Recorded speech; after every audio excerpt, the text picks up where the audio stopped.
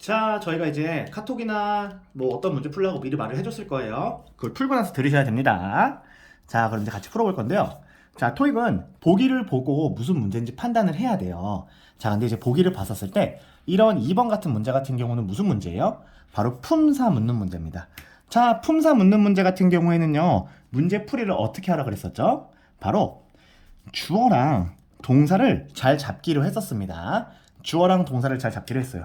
그런데 주어랑 동사를 잡을 때 그냥 주어랑 동사가 바로 붙어 있는 경우면 좋겠지만요, 보통은 그렇지 않은 경우가 많아요.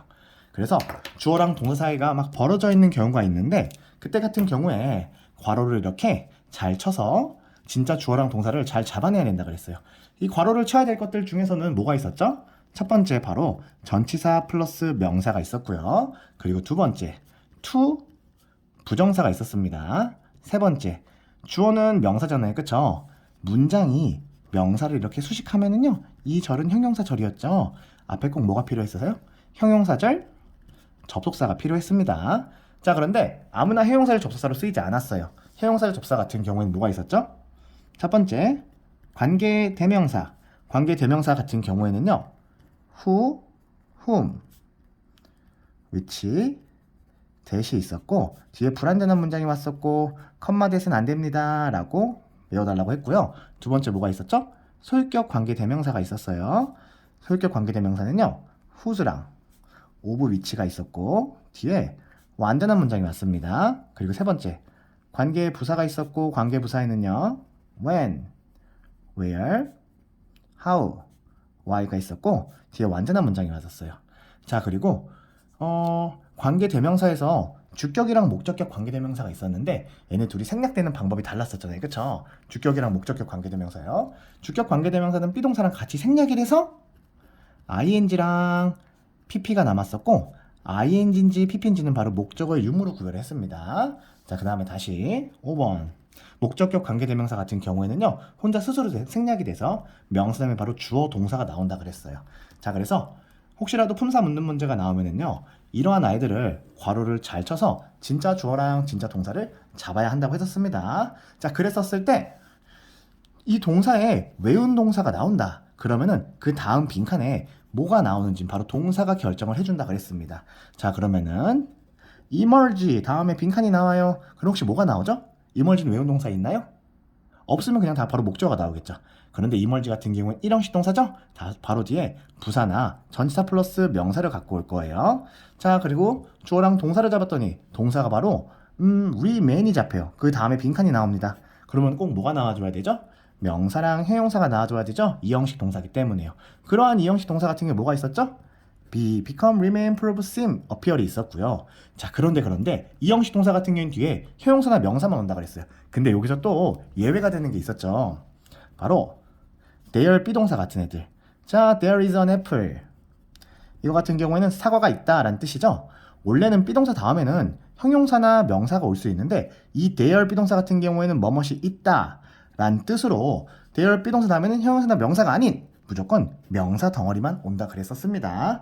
자, 그래서 there이랑 같이 쓰여서 원래의 성질이랑 조금 달라지는 동사가 있었는데, 그 동사가 뭐가 있었죠? there 비동사랑 exist랑 remain이랑 seem이 있었습니다. 잘 보놓으셔야 돼요. 그리고 수일치는 뒤에 해야 됩니다. 혹시라도 on apple이 아니라 apples가 나왔다. 그럼 여기는 R이 될 거예요. 자, 아무튼 간에요, 이런 품사 묻는 문제가 나온다. 그러면은요, 괄호를 잘 쳐서 진짜 주어랑 동사를 잘 잡기로 했었습니다. 자, 그런데 2번 문제를 지금 같이 풀어볼게요. 자, 2번 같은 경우에는요, 바로 전치사 for에 대한 명사가 바로 여기까지네요. 10주년 기념일 저녁 식사까지니까요.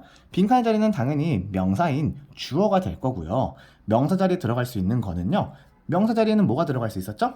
당연히 명사 자리 같은 경우에는요, 그냥 명사 들어갈 수 있고, 동사가 명사가 된 to 부정사나 동명사가 들어갈 수 있었습니다. 그리고 또 문장이 명사가 돼서 바로 명사절 이 주어로 쓰일 수 있고요. 근데 아무나 명사절 접사를 쓰일 수 없다 그랬습니다. 명적 같은 경우에는요, 15가지가 있었고 아마 필기해 주셨을 거예요. 잘 외워놔야 됩니다. 자, 아무튼 간에요, 이번 문제 다시 봐서 보면은 명사 들어갈 자리고 명사가 아닌 B랑 D는 지우고 A랑 C가 남네요. 자, A 같은 경우는 그냥 명사고 inviting 같은 경우는 동명사예요. 동명사 같은 경우에는 뭐가 중요하다 그랬어요? 동명사나 투부정사 같은 경우에는요. 동사일 때 성질이 그대로 유지가 된다 그랬죠? 자, 그럼 여기 같은 경우에는 invite 같은 경우에는 3형식 또는 5형식으로 쓰이다 보니까 동명사가 되더라도 3형식이나 5형식일 때 성질이 그대로 유지가 됩니다. 그렇기 때문에 뒤에 당연히 목적어가 필요해요. 그렇기 때문에 여긴 뒤에 지금 바로 뒤에 목적어가 없죠? 정답은 그래서 A가 됩니다. 자, 그래서 이런 품사 묻는 문제 같은 경우에는 괄호를 잘 쳐서 문제를 푸는데 해석이 필요 없는 경우가 많아요. 그래서 정확히 형식 동사를 외워두고 문제를 빠르게 풀어야 됩니다. 그리고 괄호를 잘 쳐야 돼요. 자, 그러면은 이 3번 문제를 또 풀 건데 3번 문제를 풀기 전에 문장 하나만 해석을 해볼게요. 3번 문제를 풀기 전에.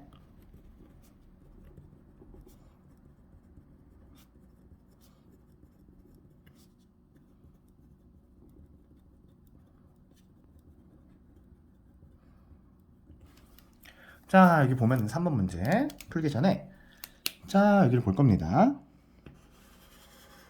자, the girl loved by boys submitted a report 같은 경우에는요, 영어의 모든 문장은 주어랑 동사가 하나씩 꼭 있는데 당연히 더 걸이 주어예요. 자, 그러면은 동사 같은 경우에는요, 이게 동사일까요? 이게 동사일까요? 바로 여기서는요, submitted가 동사였어요. 왜요? 뒤에 목적어가 있거든요. 그럼 얘는 뭐예요? pp예요. 명사다의 pp가 어떻게 나와요? 바로 주격 관계대명사랑 비동사가 생략된 구조에서 오는 거죠? who is 뭐 이런 식으로요. 자, 그래서 여기 같은 경우에는 pp인지 과거 동사인지는요, 바로 목적어의 유무로 판단을 한다 그랬습니다. 대부분 3형식 동사이기 때문에요. 혹시라도 이 부분이 잘 이해가 안 간다 그러면은 꼭 카톡으로 질문을 해주세요. 지금 좀 간단히 설명할 거기 때문에. 자, 그러면은 3번 문제. 그럼 요 서제스트 같은 경우에는요, 지금 동사일까요, 아닐까요? 서제스트는요, 뒤에 목적어가 없네요. 그래서 여기처럼 loved처럼 pp가 됩니다. 자, 그래서 제안이 된 이라는 뜻이에요. 연구 개발팀에 의해서 제안이 된 그 변화사항들은요, 주어가 될 거고 빈칸이 바로 동사 자리가 됩니다. 자, 그럼 보기에서 동사로 쓰일 수 없는 B랑 D는 지워지고 A랑 C 중에서 그 다음에 복수기 때문에 정답은 R이 될 거예요. 자, 그럼 다시 7번 문제 볼 겁니다. 자, 7번 문제. 그럼 7번 문제 같은 경우에는 요 held, 이 held가 동사인지 아닌지를 잘 봐야 돼요. 이 held 같은 경우에는요, 개최된 in pp일 수도 있고 개최했다라는 과거동사일 수도 있는데 여기는 뒤에 목적어가 있네요. 그것에, 그 회사에 매년의 시상식이라는 목적어가 있네요. 아, 그러면 여기서는 loved가 아니라 목적어 있으니까 submitted, 과거동사가 되겠네요. 동사가 되겠네요. 자, 그럼 여기 7번 같은 경우에는요, 주어, 동사, 목적어로 문장이 끝났어요. 얘 동사니까요. 또 동사는 바로 못 나오겠네요. 그럼 동사로만 쓰이는 B랑 D는 지워질 거예요. A랑 C가 남네요. 자, 그럼 여기에서 명사 뒤에 ing랑 ed가 남아요. 얘는 무조건 주격 관계대명사랑 B동사랑 같이 생략이 됐다 그랬습니다. BING면 목적어 있고 BPP면 목적어 없죠? 그래서 명사 뒤에 ING랑 ED는 목적어의 유무를 구별했는데 뒤에 목적어 있네요. 20명의 뛰어난 직원들. 그렇기 때문에 ING랑 PP 중에서 정답은 A가 됩니다. 자, 그러면은 다시 한 번 더 9번 문제도 같이 볼 겁니다. 9번 문제.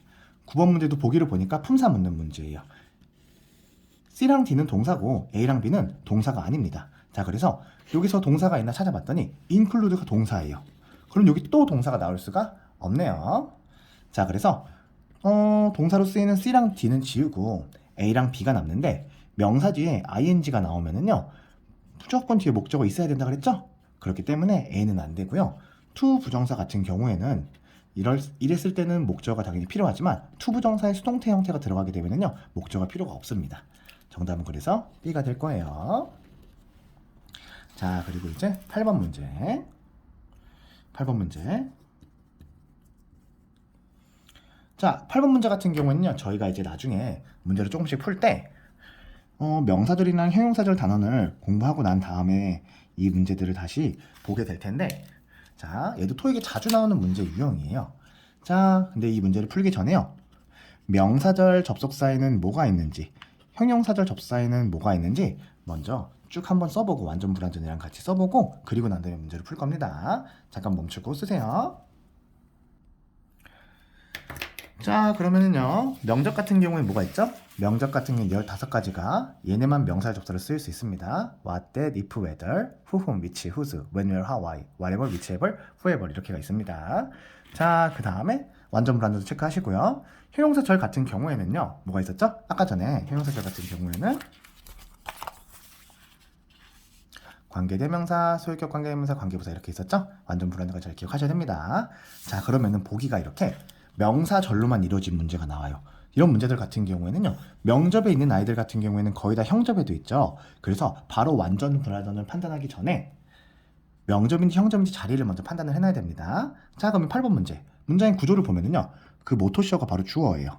그 다음에 attract가 동사가 되고 여기 컴마부터 컴마까지는요. 바로 앞을 수식하는 형용사절이 됩니다. 무슨 말인지 이해되셔야 됩니다. 모르면 잘 물어보고요. 카톡이나 전화로요. 자, 그리고 난 다음에 여기는 형접이에요. 명사를 수식하는 절이다 보니까. 근데 보기에 형접이 아닌 게 있어요. 바로 what입니다. what은 지워놔야 돼요. 그 다음에 컴마 대는 안 되기로 했었죠. 지워놓고. 그리고 이 형용사절이 지금 주어가 없는 불완전한 문장이죠. 정답은 D가 됩니다. 이해되시죠? 알고 있어야 돼요. 자, 그 다음에 다시 4번, 5번, 6번을 같이 볼 거예요. 자, 4번 같은 경우에는요. 보기를 보니까 또 품사 묻는 문제예요. 그러면은 주어랑 동사를 잡아야 되죠? 그러면 아파트 거주자들이 주어가 될 거고 found가 바로 동사가 됩니다. 그런데 바로 found가 나오면 해야 돼요. 왜요? find 같은 경우에는요. 저희가 형식 동사에서 중요한 동사를 외웠어요. 왜요? 그 업그레이드된 자령 시스템이라는 목적어 다음에 목적 보어로 형용사를 좋아했던 동사거든요. 자, 그래서 여기가 지금 형용사 자리라고 find가 알려주는 겁니다. 정답은 C가 돼요. 아파트 거주자들은 발견했습니다. 그 업그레이드된 자령 시스템이 형용사하다고요. 효과적이라고요. 자, 5번 문제. 5번은 보기를 보니까 또 품사 묻는 문제예요.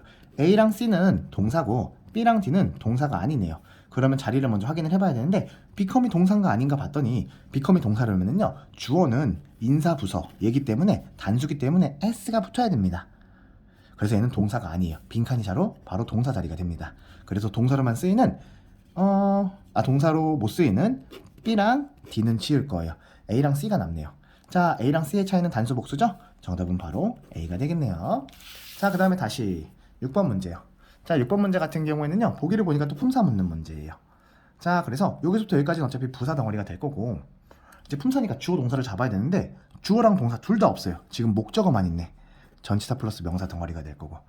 그럼 여기가 하나의 주어 동사가 이 역할을 해줘야 되는데 자, 문장에서 항상 주어나 동사는 있어야 됩니다. 근데 예외적으로 주어가 생략이 될 때가 있어요. 그게 바로 명령문입니다.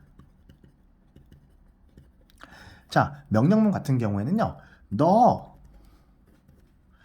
go away, 저리 가, 이렇게 너라는 주어가 항상 생략되어 있어요. 그래서 뒤에 동사는 무조건 동사 원형이 나옵니다. 이 문장 구조가 명령문 구조일 수밖에 없어요.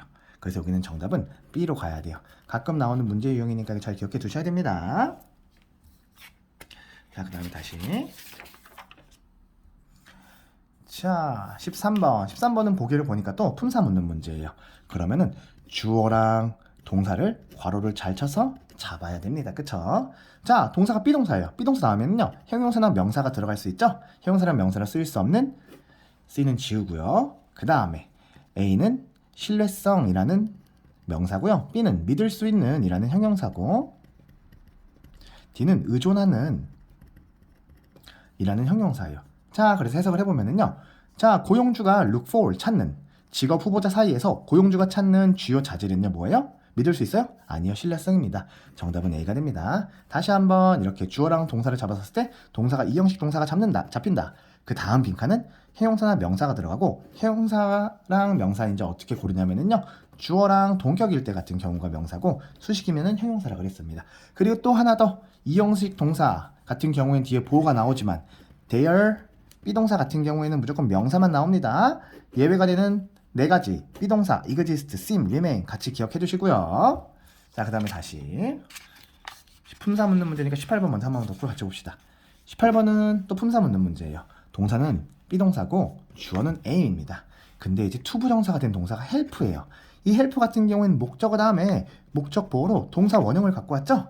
그래서 여긴 정답은 B가 될 거예요. 자, 그래서 help는 목적어가 목적 보호하도록 돕습니다.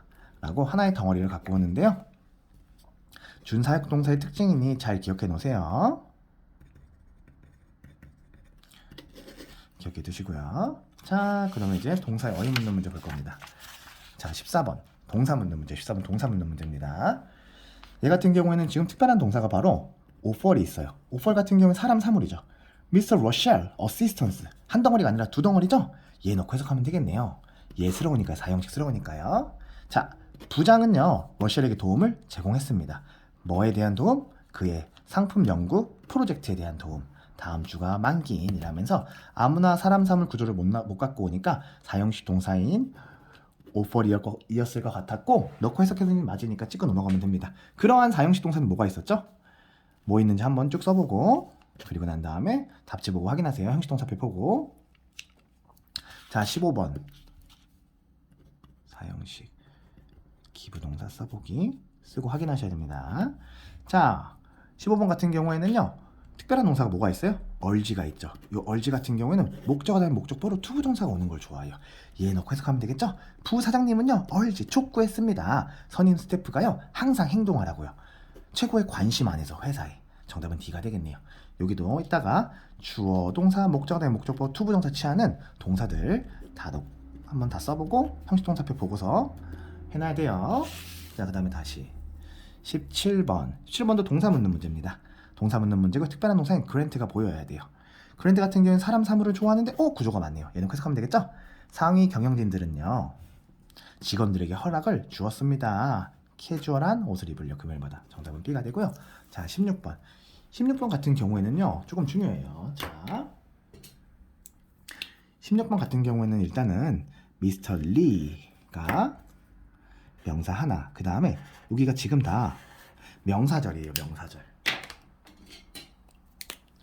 미스터 리가 목적어, 여기는 명사절입니다.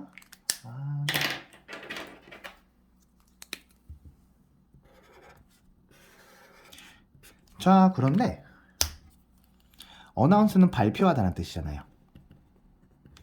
멘션은 언급하다, 리포트는 보고하다, 인폼은 알리다예요. 자, 그러면은 얘는요, 자, 해석을 해보잖아요. 해석을 해보면은요, 미스터 리에게 그녀의 주문이 그녀의 사무실로 보내질 것입니다.